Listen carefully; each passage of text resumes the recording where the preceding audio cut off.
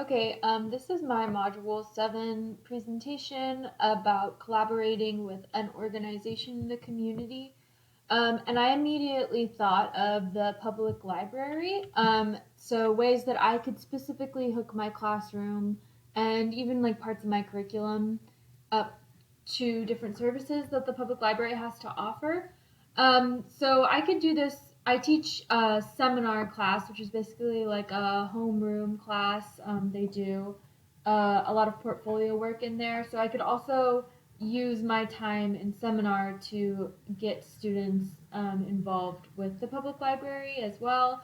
Um, but I'm mostly going to focus on my English classrooms. So the first thing that I thought of was the importance of providing access to resources of all kinds, and I'll get a bit into the rationale behind all of these things later. But here's just a brief list of things that the library has to offer: internet access, access to books of their choosing, so students can go in and select what they would like to read. Movies, games, audiobooks. They have homework help. They have a whole bank of homework help resources that students can check out. They provide tax assistance for students that are um, maybe getting older and want to learn how to do that as well. They foster incredible community relationships, even as something as simple as an air conditioned place where they can sit and listen to music or something during the summer is valuable.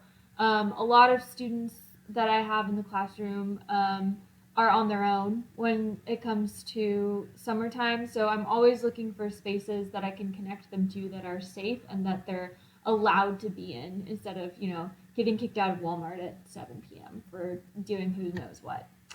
An inspiration for this connection would be the summer programming that the Newton Public Library already has going on. So they do different group get-togethers with teens. They do something called Game Zone and Crafts. They have a breakfast book club, which is really cool. They do Teen Screen Saturdays, and they have a collection of other special events. So here are things that I would like to do in the next year. I would like to connect with a representative from Newton Public Library to come to class to help students create library cards. They have access to the Kansas library cards, which are amazing, but it would be really cool to show them that there's something in our town that's readily accessible to them. And it's located pretty centrally too, which is excellent. Block out time to go visit the library and visit with our own school librarian, and just orient them to the wonders of a library, because I think they think of the portrayal of a library where someone's yelling at them to be quiet and sit down and don't do this, don't do that, and libraries can actually be really, really useful, not just places where you go and get in trouble. um, my screen kind of blocks out the bottom corner of this, but I'll attach a copy of the presentation. I would love to go to the library personally and join a teen book club, and I think uh, my representation there as a teacher would be awesome. I don't know if they'd let me sit in and talk with them, but I think that would be really great. And eventually offer school transportation to book clubs on Saturdays. I know that they have a routine book club, at least they did last year, and I would love to offer some support through that. With kind of like the controversial book conversations and stuff, the library has been really supportive to both the community and the school in offering resources that are kind of like outside of school walls. So I think it's important that students know that they're there and that they're accessible.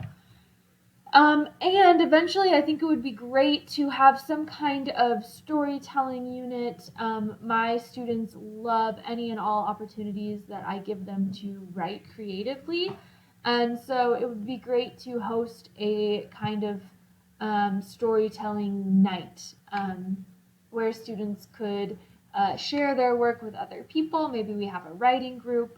But I would just like to establish a greater connection to the library in general. So here are some of the reasons why. So I have a couple Edutopia little blurbs that I took out of some of the linked articles. First of all, I thought about poverty, and a direct way to combat poverty is to increase access to different things, different resources, and the library is a great place to do that. Um, And through introducing students to the library, I'm also introducing their families to the library. And introducing families to resources, it just helps them support their academic achievement and other forms of success in school. It shows that academic learning is a priority for the community and for our smaller school community. I copied that quote twice, so ignore that. Going down to the third one. Schools engage parents, families, and other community members by opening their doors and expanding their schedules to offer clubs, parent support, education, early childhood activities, GED programs, advisory groups, community education classes, and a host of other events and activities of interest to the community. All of this is already done by the library, and I think that's amazing, and I don't hear a lot of people talking about it. And so I think that this would be an excellent case of working smarter, not harder. You know what I mean? Like, we can invite people into the school, and I think that's important. But a lot of families and parents, for one reason or another, don't feel comfortable within school walls. And I think pouring our time and energy and resources into the library would be a great way to demonstrate to our students and their families that learning happens after school as well. So that's just kind of an all-encompassing quote of everything the library already does, and that schools who experience extreme poverty are encouraged to do.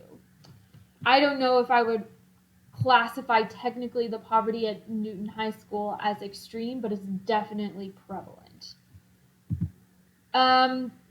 So another article talks about the importance of expertise and encouraging students to become experts on a subject.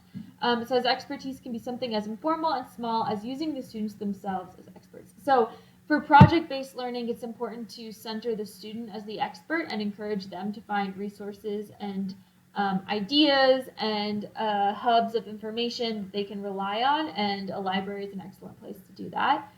I think a lot of them still think about like big encyclopedias and doing research that way, but there's free computer access at their fingertips, and a lot of them don't know about it. And it's supervised, which is awesome. Not that librarians should be their babysitters, but there are adults present in the room while they're learning to navigate these tools, which is important.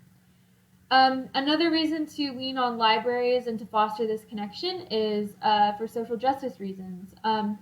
In this article, they talk about how speakers, and in this case, just like prevalent organizations in the community, provide positive role models for our students and also an opportunity to highlight the role that activism plays in our society.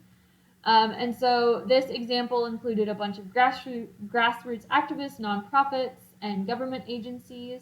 The library is an excellent place to learn about social activism and what it means to provide a social service, and the importance of information and access to information.